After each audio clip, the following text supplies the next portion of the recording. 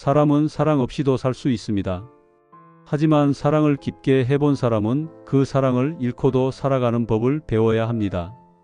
오늘은 사랑을 잃고도 여전히 살아가는 사람들의 이야기를 나눠보려 합니다. 여러분 중에도 소중한 사람을 떠나보낸 경험이 있으실 겁니다. 부모님일 수도 있고 배우자일 수도 있고 자녀일 수도 있죠. 때로는 오랫동안 함께했던 친구나 연인을 잃기도 합니다. 그 순간 우리는 깨닫습니다. 삶이란 얼마나 더덥고 불확실한지를요. 하지만 동시에 이것도 깨달아야 합니다. 사랑했던 기억은 그 사람이 떠난 후에도 우리 안에서 계속 살아간다는 것을요. 그 사람은 나에게 가족이었고 친구였고 어쩌면 나 자신이기도 했습니다. 그러나 어느 날 세상은 아무 예고도 없이 그를 데려갔습니다. 장례식 날 수많은 사람들이 곁에 있었지만 내 귀에는 아무 소리도 들리지 않았습니다. 그 사람이 없는 세상은 색을 잃은 낡은 필름 같았습니다. 실제로 한 연구에 따르면 소중한 사람을 잃은 사람들의 뇌 활동을 관찰했을 때 마치 몸의 일부를 잃은 것과 같은 반응을 보인다고 합니다. 우리가 느끼는 그 공허함과 아픔은 결코 과장이 아닙니다. 70세 김할머니의 이야기입니다. 50년을 함께한 남편을 갑작스런 심장마비로 잃었습니다. 그 사람이 세상을 떠난 지 일주일이 지났는데 아직도 현관문 소리가 나면 그 사람이 돌아온 줄 알고 달려나가요. 저녁때가 되면 두 사람분의 밥을 짓고 있는 제 모습을 발견하죠. 이것이 상실의 현실입니다. 머리로는 이해하지만 마음과 몸이 따라가지 못하는 시간들이죠. 심리학자들은 이를 애도 과정이라고 부릅니다. 부인, 분노, 협상, 우울, 수용의 5단계를 거친다고 하지만 실제로는 이 단계들이 순서대로 오지도 않고 때로는 동시에 찾아오기도 합니다. 어떤 날은 이건 꿈이야, 곧 깰 거야 라고 부인하다가 어떤 날은 왜 하필 우리에게 이런 일이라며 분노에 휩싸이기도 합니다. 또 어떤 날은 내가 더 잘했다면, 병원에 더 일찍 갔다면이라며 자책하기도 하죠. 60대 박 아저씨는 아들을 교통사고로 잃었습니다. 처음엔 화가 났어요. 가해자에게도 세상에게도 심지어 하늘에게도요. 왜 착한 우리 아들을 데려간 거냐고, 차라리 나를 데려가지 그랬냐고요. 그러다가 내 탓으로 돌리기 시작했어요. 내가 그날 차를 태워줬다면, 내가 더 일찍 안전운전을 가르쳤다면. 이런 감정들은 모두 자연스러운 반응입니다. 사랑이 깊었던 만큼 아픔도 크고 애착이 강했던 만큼 이별도 힘든 법이니까요. 하지만 이 시기에 가장 중요한 것은 자신을 탓하지 않는 것입니다. 슬픔을 느끼는 것도, 화를 내는 것도, 때로는 아무것도 하고 싶지 않은 것도 모두 정상적인 반응이라는 걸 기억해야 합니다. 아침에 눈을 뜨는 순간 부엌에 그 사람이 없다는 걸 깨달았습니다. 그 빈자리는 내 마음까지 비워버렸습니다. 커피 향이 가득하던 부엌, 나란히 앉아있던 소파, 함께 걷던 골목길, 모든 것이 그 사람을 불러냈습니다. 그래서 나는 집을 나서지 않았습니다. 웃는 것도, 먹는 것도, 살아가는 것도 멈췄습니다. 상실 후 가장 힘든 것은 일상의 공허함입니다. 함께 나누던 작은 일상들이 모두 의미를 잃어버린 것 같죠. 75세 이 할머니의 경험담입니다. 남편이 떠난 후 6개월 동안은 정말 살아있는 게 아니었어요.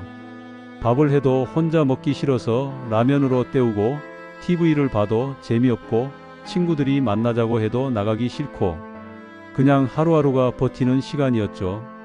이런 상태를 의학에서는 복잡성 애도라고 부르기도 합니다.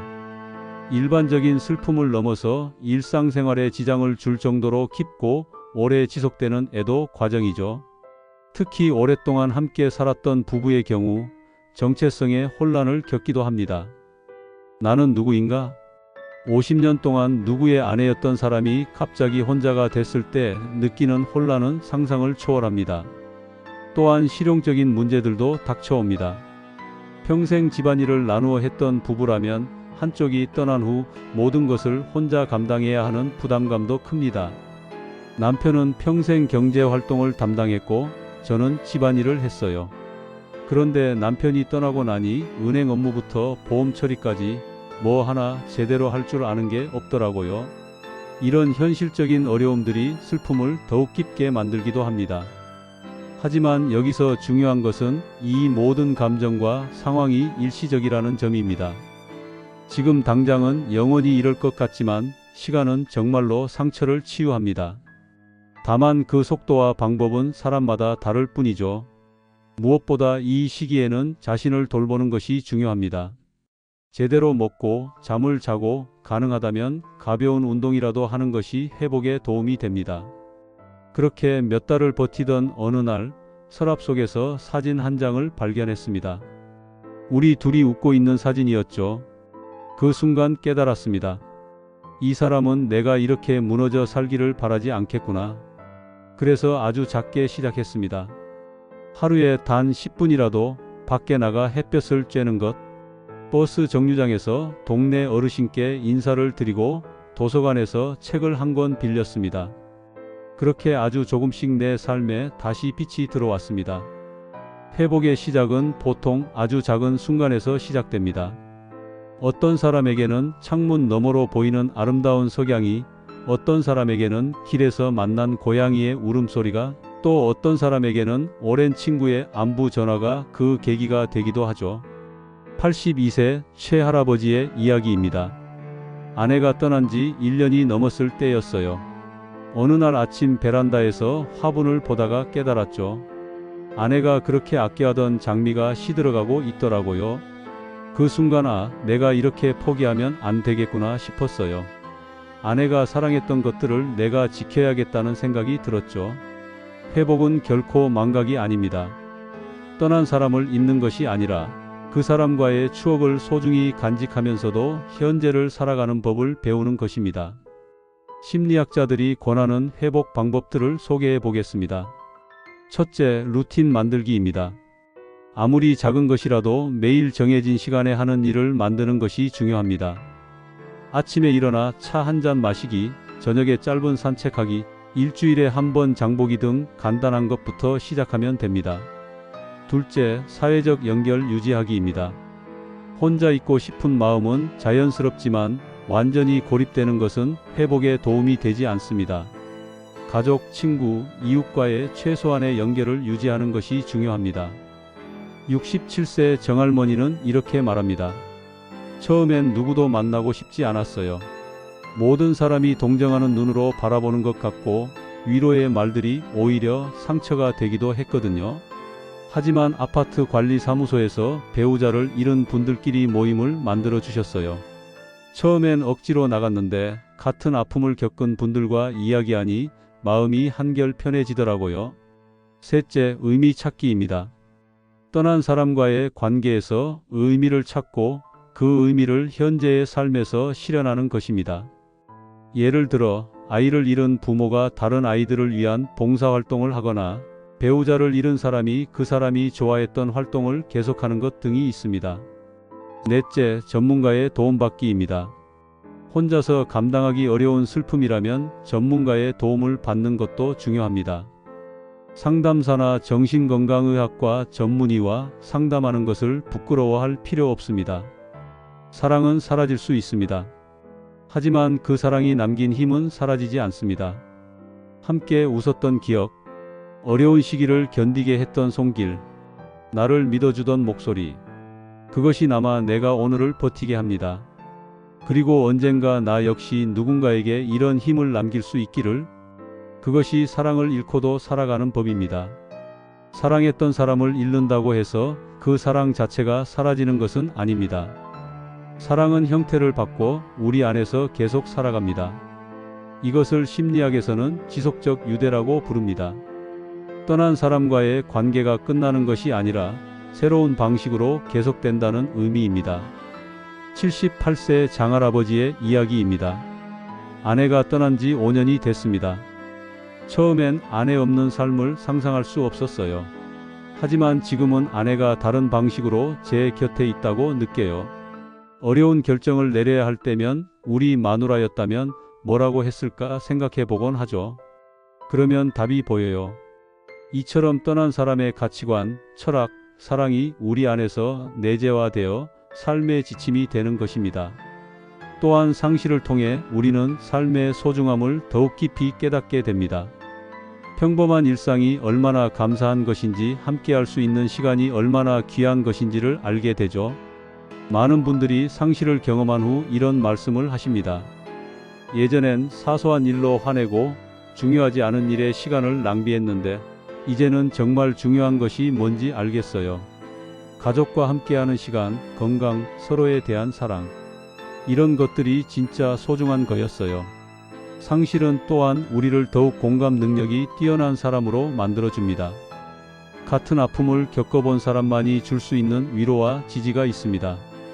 실제로 많은 분들이 자신의 상실 경험을 바탕으로 다른 사람들을 돕는 활동을 시작합니다. 호스피스 봉사, 유족 상담, 환자, 가족 지원 등의 활동을 통해 자신의 아픔을 의미 있는 일로 승화시키는 것입니다. 그리고 무엇보다 중요한 것은 떠난 사람이 우리에게 남긴 사랑하는 능력입니다. 깊이 사랑해본 경험은 우리로 하여금 다시 사랑할 수 있는 힘을 줍니다. 물론 처음과 같은 사랑은 아닐 수도 있습니다. 하지만 더욱 성숙하고 깊이 있는 사랑을 할 수 있게 됩니다. 사랑의 소중함을 아는 사람만이 줄 수 있는 따뜻함이 있습니다. 그렇다면 구체적으로 어떻게 사랑을 잃은 슬픔을 치유하고 새로운 삶을 시작할 수 있을까요? 첫 번째, 슬픔을 받아들이세요. 슬픔을 억누르려 하지 마세요. 울고 싶을 때는 실컷 우세요. 화가 날 때는 혼자만의 공간에서 그 감정을 표현하세요.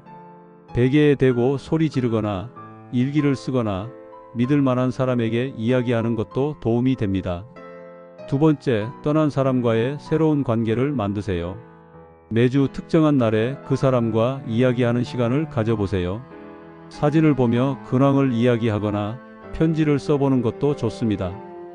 오늘은 이런 일이 있었어요. 당신이 좋아했던 꽃이 피었어요. 같은 일상적인 대화를 나누세요. 세 번째, 기념하는 방법을 찾으세요. 그 사람의 생일이나 기일에 특별한 의미를 부여하세요. 그 사람이 좋아했던 음식을 해먹거나 좋아했던 장소에 가보거나 그 사람을 위한 선행을 하는 것도 좋습니다. 네 번째, 새로운 목표를 세우세요. 아주 작은 것부터 시작하세요. 이번 주에는 매일 30분씩 산책하기, 한 달에 책 한 권 읽기, 새로운 요리법 하나 배우기 같은 구체적이고 실천 가능한 목표를 세워보세요. 다섯 번째, 도움을 요청하세요. 혼자 견디려 하지 마세요. 가족, 친구, 이웃의 도움을 받는 것은 부끄러운 일이 아닙니다. 필요하다면 전문가의 상담을 받는 것도 지혜로운 선택입니다. 혹시 지금 사랑을 잃고 홀로 버티고 있는 분이 계신가요? 기억하세요. 당신은 혼자가 아닙니다. 그리고 그 사랑은 아직도 당신 안에서 살아 있습니다. 상실의 아픔은 사랑의 깊이를 보여주는 증거입니다. 아프지 않다면 그것은 사랑하지 않았다는 뜻일 테니까요. 그러므로 지금의 고통도 사랑의 또 다른 형태라고 받아들이세요. 시간이 모든 것을 해결해 주지는 않습니다. 하지만 시간과 함께 우리가 노력한다면 분명히 다시 웃을 수 있는 날이 옵니다. 떠난 사람이 우리 곁에 있었던 시간을 감사하며 그 사랑을 가슴에 품고 살아갈 수 있는 날이 옵니다. 그때까지 자신을 돌보세요. 작은 기쁨들을 놓치지 마세요. 그리고 언젠가 다른 누군가가 같은 아픔을 겪을 때 당신의 경험이 그 사람에게 위로와 희망이 될 수 있다는 것을 기억하세요. 사랑은 끝나지 않습니다. 형태만 바뀔 뿐입니다. 당신 안에서, 당신의 삶에서, 당신이 만나는 사람들에게서 그 사랑은 계속될 것입니다. 오늘도 살아주셔서 감사합니다. 내일도 함께 살아가요. 구독, 좋아요는 큰 힘이 됩니다. 감사합니다.